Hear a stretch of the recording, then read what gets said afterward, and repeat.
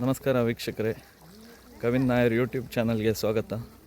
ಬನ್ನಿ, ನಾವಿವತ್ತು ನಾಟಿ ಮಾಡುವಂಥ ಮೊದಲ ಹಂತ ಏನಿದೆ ಅಗೆ ತೆಗೆಯೋದು ನೋಡಿ. ಹೆಂಗಸರೆಲ್ಲ ಅಗೆ ತೆಗಿತಿದ್ದಾರೆ, ಅಲ್ಲಿ ಜೊತೆ ಸೇರಿಕೊಂಡು ಮಾತಾಡಿಕೊಂಡು ಅದ್ರ ಬಗ್ಗೆ ತಿಳ್ಕೊಳ್ಳೋ ಬನ್ನಿ.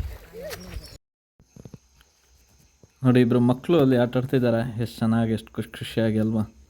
ಇದೆಲ್ಲರ ಬಾಲ್ಯದ ನೆನಪು ಹೌದು. ಆದರೆ ನಾವೀಗ ಆಟ ಆಡಬೇಕು ಅಂದರೆ ದೊಡ್ಡವರಾಗ್ಬಿಟ್ಟಿದ್ದೀವಿ. ಗದ್ದೆಯಲ್ಲಿ ಈ ಥರ ಕೆಸರಲ್ಲಿ ಉರುಳಾಡೋಕ್ಕಾಗಲ್ಲ. ನೋಡಿ ಖುಷಿ ಪಟ್ಕೋಬೇಕಷ್ಟೆ. ಆ ಮಕ್ಕಳು ಸಂತೋಷ ಪಡೋದು ನಾವು ನೋಡಿ ಸಂತೋಷ ಪಟ್ಕೋಬೇಕಷ್ಟೆ ಅಲ್ವಾ?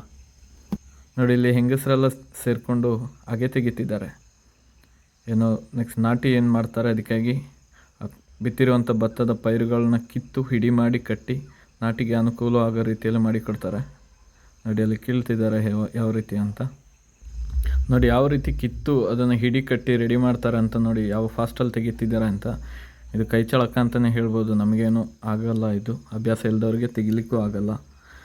ನೋಡಿ ಯಾವ ಥರ ತೆಗಿತಿದ್ದಾರೆ ಅಂತ. ಈಗೆಲ್ಲ ಏನಾಗಿದೆ ಅಂದರೆ ತುಂಬ ಕಡೆಗಳಲ್ಲಿ ಡ್ರಮ್ ಸೀಡಿಂಗ್ ಅಥವಾ ಹಾಗೆ ಗದ್ದೆಗಳಿಗೆ ಹಾಗೆ ಬಿತ್ತನೆ ಮಾಡಿಬಿಡ್ತಾರೆ. ಯಾಕಂದರೆ ನಾಟಿ ಕೆಲಸ ಇರಬಾರ್ದು ಅಂತ. ಹಾಗೆ ತುಂಬ ಕಡೆಗಳಲ್ಲಿ ನಾಟಿ ಯಂತ್ರ ಉಪಯೋಗಿಸಿ ನಾಟಿ ಮಾಡ್ತಾರೆ.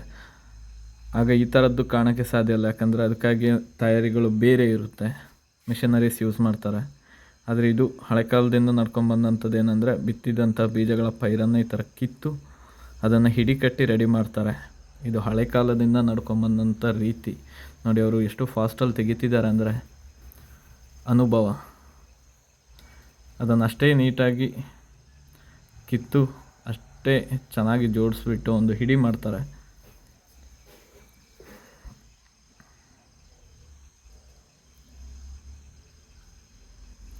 ಹೆಂಗಸರೆಲ್ಲ ಸೇರಿಕೊಂಡು ಯಾವ ರೀತಿ ಅಂದರೆ ಖುಷಿಯಲ್ಲಿ ತೆಗಿತಾರೆ ಮಾತಾಡಿಕೊಂಡು. ನೋಡಿ ಅವ್ರು ಯಾವ ರೀತಿ ಕಟ್ತಾರೆ, ಅದನ್ನ ಕಿತ್ತಂತಹ ಪೈರನ್ನು ಕ್ಲೀನ್ ಮಾಡ್ತಾರೆ. ಅದರ ಬೇರಲ್ಲಿರುವ ಮಣ್ಣುಗಳನ್ನ ತೆಗೆದು ಹಿಡಿಯನ್ನು ಕಟ್ತಾರೆ ಅಂತ. ಯಾಕೆಂದರೆ ಅದನ್ನು ಮತ್ತೆ ಆ ಭತ್ತದ ನಾಟಿ ಗದ್ದೆಗೆ ತೆಗೆದುಕೊಂಡು ಹೋಗೋಕ್ಕೆ ಈಸಿ ಆಗಲಿ ಅಂತ ಹೇಳಿ ಆ ಥರ ಮಣ್ಣುಗಳನ್ನ ತೆಗಿತಾರೆ. ಯಾಕಂದರೆ ಹೊತ್ಕೊಂಡು ಹೋಗೋಕ್ಕೂ ಅದು ಸುಲಭವಿರುತ್ತೆ. ನೋಡಿ ಅದನ್ನ ಎಷ್ಟು ಚೆನ್ನಾಗಿ ಜೋಡಿಸಿ ಹಿಡಿ ಕಟ್ತಾರೆ ಅಂತ. ಅದು ನೋಡೋದೇ ಚೆಂದ. ಯಾಕಂದರೆ ಕೃಷಿ ಕೆಲಸ ಅಷ್ಟು ಚೆನ್ನಾಗಿರುತ್ತೆ ಮಾಡಲಿಕ್ಕೂ ನೋಡಲಿಕ್ಕೂ.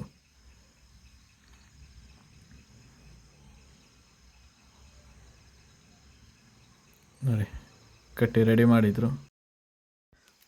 ನೋಡಿ ಇಲ್ಲಿ ಹೆಂಗಸರೆಲ್ಲ ಸೇರಿಕೊಂಡು ಯಾವ ರೀತಿಯಲ್ಲಿ ಅಗೆ ತೆಗಿತಿದ್ದಾರೆ ಅಂತ. ತುಂಬ ಜನ ಇದ್ದಾರೆ ನೋಡಬಹುದು. ಆದರೆ ಇತ್ತೀಚಿನ ದಿನಗಳಲ್ಲಿ ಏನಾಗಿದೆ ಅಂದರೆ ಈ ಗದ್ದೆ ಮಾಡೋರೇ ತುಂಬ ಕಡಿಮೆ ಆಗಿಬಿಟ್ಟಿದ್ದಾರೆ. ಯಾಕಂದರೆ ಕಾರ್ಮಿಕರ ಅಭಾವ ಇರ್ಬೋದು, ಅಥವಾ ತಾವು ಬೆಳೆದಂಥ ಬೆಳೆಗೆ ಸರಿಯಾದ ಬೆಲೆ ಸಿಗದೇ ಇರುವಂಥ ಸಂದರ್ಭ ಆಗಿರ್ಬೋದು. ಇಂಥ ಸಂದರ್ಭದಲ್ಲಿ ಏನು ಮಾಡ್ತಾರೆ ಅಂದರೆ ಗದ್ದೆಗಳನ್ನ ಬೇಡ, ಅದರಲ್ಲಿ ಏನೂ ಲಾಭ ಸಿಗಲ್ಲ ಅಂತ ಹಾಗೆ ಬಿಡುವಂಥದ್ದು, ಅಥವಾ ಅದನ್ನು ತೋಟಗಳಾಗಿ ಮಾರ್ಪಾಡು ಮಾಡುವಂಥದ್ದು ಇತ್ತೀಚಿನ ದಿನಗಳಲ್ಲಿ ಕಾಣಬಹುದು. ಇದೀಗೆ ಮುಂದುವರೆದ್ರೆ ಮುಂದೊಂದು ದಿನ ನಮಗೆ ಈ ಗದ್ದೆ ಅಥವಾ ಈ ನಾಟಿ ಈ ಥರದ್ದು ಕಾಣಸಿಗೋದೇ ಅಪರೂಪ ಆಗೋಗುತ್ತೆ. ಇಲ್ಲೋ ಕೆಲವೊಂದು ಕಡೆಗಳಲ್ಲಿ ಇರುತ್ತೆ. ಭತ್ತ ಬೆಳೆಯೋರೇ ಕಡಿಮೆ ಆಗಿಬಿಡ್ತಾರೆ. ಇದು ಇತ್ತೀಚಿನ ದಿನಗಳಲ್ಲಿ ತುಂಬ ಕಡಿಮೆನೂ ಆಗಿದೆ. ಇತ್ತೀಚಿನ ದಿನಗಳಲ್ಲಿ ನಾವೇ ಗಮನಿಸ್ಬೋದು ಕೊಡಗಿನಲ್ಲಿ ಎಷ್ಟು ಕೃಷಿ ಕ್ಷೀಣಿಸ್ತಾ ಇದೆ ಅಂತ. ಯಾಕಂದರೆ ಅದಕ್ಕಿರುವಂತಹ ಬೆಂಬಲ ಕೊರತೆ, ಬೆಲೆಯ ಕೊರತೆ, ಅಥವಾ ಅದಕ್ಕೆ ಉಪಯೋಗಿಸುವಂತಹ ಏನು ಗೊಬ್ಬರ ಆಗಿರ್ಬೋದು ಅಥವಾ ಬೇರೆ ಯಂತ್ರೋಪಕರಣಗಳ ಬಾಡಿಗೆನೋ ಅಥವಾ ಇನ್ನೊಂದೋ ಜಾಸ್ತಿ ಇರುವಂತಹದ್ದು ಗಮನಿಸಬಹುದು. ಇದೆಲ್ಲದನ್ನ ನೋಡಿದ ರೈತ ಬೇಸತ್ತು ಇವತ್ತು ಕೃಷಿನೇ ಬೇಡ ಅಂತೇಳಿ ಅದನ್ನೆಲ್ಲ ತೋಟಗಳಾಗಿ ಮಾರ್ಪಾಡು ಮಾಡುವಂಥದ್ದು ನಾವು ಗಮನಿಸಬಹುದು. ನೋಡಿ ಎಷ್ಟು ಸ್ವಚ್ಛಂದವಾದ ಪರಿಸರ ಕಾಣ್ತಿದೆ ಅಲ್ಲಿ ಅಂತ. ನೋಡಿ ಆ ಇಬ್ಬರು ಮಕ್ಕಳು ಎಷ್ಟು ಖುಷಿಯಿಂದ ಆಟ ಆಡ್ತಿದ್ದಾರಲ್ವ. ಎಲ್ಲರೂ ಅವರವರ ಬಾಲ್ಯನ ನೆನಪು ಮಾಡ್ಕೊಳ್ಳಿ ಒಂದು ಸಲ. ನಾವು ಸಹ ಇದೇ ಥರ ಆಟ ಆಡ್ತಾ ಇದ್ವಿ, ಇದೇ ಥರ ಕೆಸರಲ್ಲಿ ಉರುಳಾಡ್ತಾ ಇದ್ವಿ. ಆದರೆ ಈಗ ಕಾಲ ಬದಲಾಗಿದೆ, ಜವಾಬ್ದಾರಿ ಇದೆ. ಯಾರಿಗೂ ಈ ಥರ ಆಟ ಆಡಲಿಕ್ಕಾಗಲ್ಲ ಅಲ್ವ. ನೋಡಿ ಅಷ್ಟೇ ಖುಷಿ ಪಟ್ಕೋಬೇಕು. ಮತ್ತೆ ಮಕ್ಕಳಾಗು ಅಂಥೇಳಿ ಮನಸ್ಸಾಗುತ್ತೆ ಅಲ್ವ. ಆದರೆ ಏನು ಮಾಡೋದು. ನೋಡಿ ಹುಡುಗ ಕೆಸರಲ್ಲಿ ಈಜೋಡಿತಿದ್ದಾನೆ.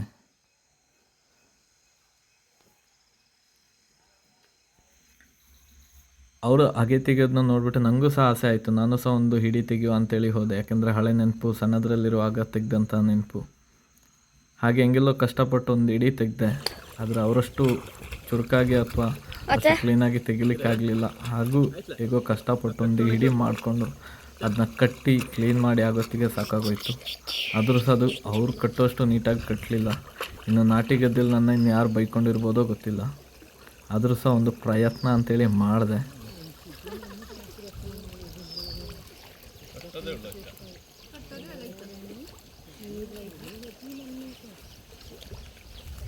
ನೋಡಿ ಯಾವ ರೀತಿ ಕಟ್ಟಿದೆ ಅಂತ.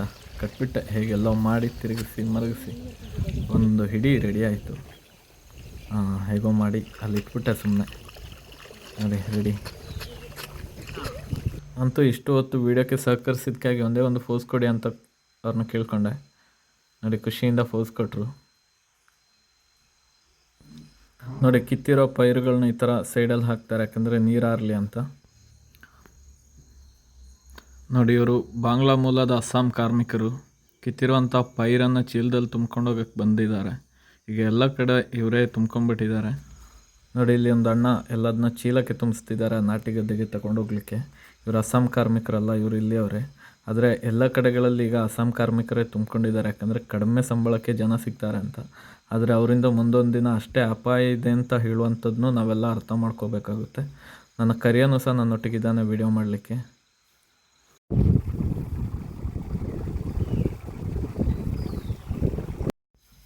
ಚೀಲಕ್ಕೆ ತುಂಬಿಸಿದ್ದ ಪೈರನ್ನು ಹೊತ್ಕೊಂಡು ಹೋಗ್ತಿದ್ದಾರೆ ನೋಡಿ ಕಷ್ಟಪಟ್ಟು. ನೋಡಿ ಇಲ್ಲಿಬ್ಬರು ಬಾಂಗ್ಲಾ ಕಾರ್ಮಿಕರು ಕೆಲಸ ಮಾಡ್ತಿದ್ದಾರೆ. ನಡೆಯುವಂಥ ಏರಿ ಏನಿದೆ ಅದನ್ನು ಕಡಿದು ಹಳೆ ಮಣ್ಣನ್ನು ತೆಗೆದು ಹೊಸ ಮಣ್ಣು ಇಡ್ತಿದ್ದಾರೆ. ಇದು ಯಾಕೆಂದರೆ ಏರಿನೂ ಸಹ ಹೊಡೆದೋಗ್ಬಾರ್ದು ನೀರು ಬರುವಾಗ, ಅಥವಾ ನೀರು ಸ್ಟೋರ್ ಮಾಡಲಿಕ್ಕೆ ಅಲ್ಲಿ ಚೆನ್ನಾಗಿರಲಿ ಅಂತ ಹೇಳಿ ಆ ಮಣ್ಣನ್ನು ಹಾಕ್ತಿದ್ದಾರೆ. ಮುಂಚೆಲ್ಲ ಸ್ವತಃ ಗದ್ದೆಯವರೇ ಕೆಲಸ ಮಾಡ್ತಿದ್ರು. ಹೇಗೆಂದರೆ ಬೆಳಗ್ಗೆನೇ ಎತ್ತುಗಳನ್ನ ಹೊಡ್ಕೊಂಡು ಗದ್ದೆಗಳಿಗೆ ಹೋದರೆ ಅದೇ ಎತ್ತಿನಲ್ಲಿ ಉಳುಮೆ ಮಾಡಿ ಮತ್ತು ಅಲ್ಲಿಯೇ ಈ ಥರದ ಕೆಲಸಗಳನ್ನ ಅವರೇ ಸ್ವತಃ ಮಾಡ್ತಾಯಿದ್ರು. ಆದರೆ ಇತ್ತೀಚಿನ ದಿನಗಳಲ್ಲಿ ಈ ಥರ ಕೆಲಸಗಳಿಗೆ ಈ ಥರ ಅಸ್ಸಾಂ ಕಾರ್ಮಿಕರು ಅಥವಾ ಇನ್ನೊಬ್ಬರು ಯಾರನ್ನೋ ನಂಬ್ಕೊಂಡಿರ್ತಾರೆ. ಹಾಗೆ ಎತ್ತುಗಳಲ್ಲಿ ಉಳುವುದು ಸಹ ಈಗ ಕಡಿಮೆ ಆಗಿದೆ. ಅದನ್ನ ಎಲ್ಲೂ ನೋಡಲಿಕ್ಕೆ ನಮಗೆ ಸಿಗೋದೇ ಇಲ್ಲ. ಯಾಕೆಂದರೆ ಎಲ್ಲರೂ ಯಂತ್ರೋಪಕರಣ, ಟ್ರ್ಯಾಕ್ಟರ್ ಆಗಿರ್ಬೋದು, ಟಿಲ್ಲರ್ ಆಗಿರ್ಬೋದು, ಅದನ್ನೇ ಅವಲಂಬಿಸಿ ಈಗ ನಾವು ನೇರವಾಗಿ ನಾಟಿ ಗದ್ದೆಗೆ ಹೋಗುವ. ನೋಡಿ ಇಲ್ಲೊಬ್ಬರು ನಾಟಿ ಮಾಡ್ತಿದ್ದಾರೆ ಎಷ್ಟು ವೇಗವಾಗಿ ಅಂತ. ನಮಗೆ ಇಷ್ಟು ವೇಗವಾಗಿ ನಾಟಿ ಮಾಡಲಿಕ್ಕಾಗಲ್ಲ, ಯಾಕಂದರೆ ಅದಕ್ಕೂ ಸಹ ಅನುಭವ ಅಂತೇಳಿ ಬೇಕಾಗುತ್ತೆ. ಇವರು ತೊತ್ಯಂಡ ಉದಯ ಅಯ್ಯಣ್ಣ ಅಂತೇಳಿ, ಇವರು ನಿವೃತ್ತ KSRTC ನೌಕರ. ತಮ್ಮ ವೃತ್ತಿ ಬದುಕಿಗೆ ನಿವೃತ್ತಿಯನ್ನು ನೀಡಿದರೂ ಸಹ ತಮ್ಮ ಕೃಷಿ ಬದುಕಿಗೆ ಇನ್ನೂ ಸಹ ನಿವೃತ್ತಿ ನೀಡಿಲ್ಲ. ನಾನು ಇನ್ನೂ ಕೃಷಿಯಲ್ಲೇ ಬದುಕ್ತೀನಿ ಅಂಥೇಳಿ ಗದ್ದೆಯಲ್ಲಿ ದುಡಿತಾರೆ. ಇಂಥವ್ರ ಬಗ್ಗೆ ಹೆಮ್ಮೆ ಪಡಬೇಕು ನಾವು. ಇಂಥವರು ಗದ್ದೆ ಮಾಡೋದ್ರಿಂದ, ನಾಟಿ ಮಾಡೋದ್ರಿಂದನೇ ನಮ್ಮಂಥವರ ಹೊಟ್ಟೆ ತುಂಬುತ್ತೆ. ಅಥವಾ ದೇಶವನ್ನು ಸಹ ಇನ್ನೂ ಸಹ ಸುಭಿಕ್ಷೆಯಿಂದ ನೆಲೆಸಿದೆ. ಯಾಕಂದರೆ ಭತ್ತ ಬೆಳೆಯೋದಿದ್ದರೆ ಬೇರೇನೋ ದುಡ್ಡು ತಿಂದು ನಾವು ಬದುಕೋಕ್ಕಾಗಲ್ಲ ಅಲ್ವಾ. ಅದರಿಂದಾಗಿ ಇಂಥವ್ರ ಬಗ್ಗೆ ನಾವು ಹೆಮ್ಮೆ ಪಡಬೇಕು, ಅಭಿಮಾನ ಇಟ್ಕೋಬೇಕು. ರೈತರಿಗಾಗಿ ಒಂದು ಸೆಲ್ಯೂಟ್ ಯಾವತ್ತೂ ಇರಬೇಕು. ಯಾಕಂದರೆ ಇಲ್ಲೂ ಸಹ ನಾವು ರೈತರನ್ನು ಕೀಳರಿಮೆಯಿಂದ ನೋಡಬಾರ್ದು. ನೋಡಿ ಇವರು ಸುಬ್ರ ಅಂತೇಳಿ ಎಷ್ಟು ವೇಗವಾಗಿ ನಾಟಿ ಮಾಡ್ತಿದ್ದಾರೆ ಮತ್ತು ಅಷ್ಟೇ ಚೆಂದವಾಗಿಯೂ ನಾಟಿ ಮಾಡ್ತಾರೆ. ಇವರು ಬಲಮುರಿಯ ಫೇಮಸ್ ನಾಟಿಗಾರ. ಹಾಗೆ ಇಲ್ಲಿ ನೋಡಿ ಸುಬ್ಬ ಅಂತೇಳಿ ವಯಸ್ಸಾಗಿದ್ದರೂ ಯುವಕರನ್ನ ನಾಚಿಸುವಂಥವರು ಸಹ ನಾಟಿ ಮಾಡ್ತಿದ್ದಾರೆ. ಇವರು ಅಷ್ಟೇ ರಘು ಅಂತೇಳಿ ಒಳ್ಳೆ ನಾಟಿಗಾರ.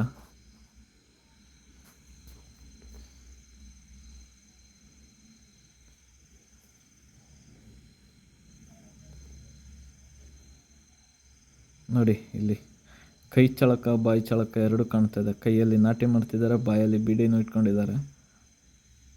ಬೀಡಿ ಆರೋಗ್ಯಕ್ಕೆ ಹಾನಿಕಾರಕ, ಆದರೂ ಸೇರ್ತಿದ್ದಾರೆ. ಹಿಂದಿನ ಕಾಲದಲ್ಲಿ ಗದ್ದೆ ಕೆಲಸಗಳು ಹೇಗೆ ನಡೀತಿತ್ತು ಅಂದರೆ ಸಹಕಾರ ಪದ್ಧತಿಯಲ್ಲಿ ನಡೀತಿತ್ತು. ಇವತ್ತು ನಾನು ಬೇರೆಯವರ ಗದ್ದೆಯಲ್ಲಿ ಹೋಗಿ ನಾಟಿ ಮಾಡಿದ್ರೆ ನಾಳೆ ದಿವಸ ಅವರು ಬಂದು ನನ್ನ ಗದ್ದೆಯಲ್ಲಿ ನಾಟಿ ಮಾಡ್ತಾಯಿದ್ರು. ಸೇರಿಕೊಂಡು ಒಗ್ಗಟ್ಟಲ್ಲಿ ಕೆಲಸ ಮಾಡ್ತಾಯಿದ್ರು. ಆ ಸಂದರ್ಭದಲ್ಲಿ ಜನರಲ್ಲಿ ಒಗ್ಗಟ್ಟು ಸಹ ಇದು ಕಾಣ್ತಾ ಇತ್ತು. ಎಲ್ಲರೂ ಆ ಕಡೆ ಈ ಕಡೆ ಸಹಕಾರದಿಂದ ಸಹಬಾಳ್ವೆ ನಡೆಸ್ತಾಯಿದ್ರು, ಸಹಕಾರದಿಂದ ಕೆಲಸನೂ ಮಾಡ್ತಾಯಿದ್ರು. ಈಗ ಹೇಗೆ ಅಂದರೆ ಅದಕ್ಕೆ ಸಮಯ ಇಲ್ಲ. ಎಲ್ಲರೂ ಕಾರ್ಮಿಕರನ್ನು ನಂಬಿಕೊಂಡು ಕೆಲಸ ಮಾಡ್ತಾರೆ. ಕಾರ್ಮಿಕರ ಅಭಾವ ಆದಾಗ ಗದ್ದೆಗಳನ್ನ ಹಾಗೆ ಬಿಟ್ಟು ಅದು ತೋಟಗಳಾಗಿ ಮಾರ್ಪಾಡಾಗಿ ಗದ್ದೆಗಳು ಕಾಣದೇ ಇರುವ ಹಾಗೆ ಆಗುತ್ತೆ. ಮುಂದೊಂದು ದಿನ ಆ ಗದ್ದೆಗಳು ಇಲ್ಲದಾಗಿ ಬರೀ ತೋಟಗಳೇ ಆಗುತ್ತೆ. ಆಗ ಎಲ್ಲರೂ ಸಹ ಯೋಚನೆ ಮಾಡಬೇಕಾಗುತ್ತೆ, ಯಾರು ಭತ್ತ ಬೆಳೆಯೋರು, ಎಲ್ಲಿ ಗದ್ದೆ ಇರುತ್ತೆ ಅಂತ. ಇವಾಗಲೇ ನಾವು ಗದ್ದೆಯನ್ನು ಉಳಿಸ್ಕೊಳ್ಳೋದಿದ್ರೆ ಮುಂದೊಂದು ದಿನ ಊಟಕ್ಕೂ ಸಹ ಪರದಾಡಬೇಕಾಗುತ್ತೆ. ಇದೆಲ್ರಿಗೂ ಸಹ.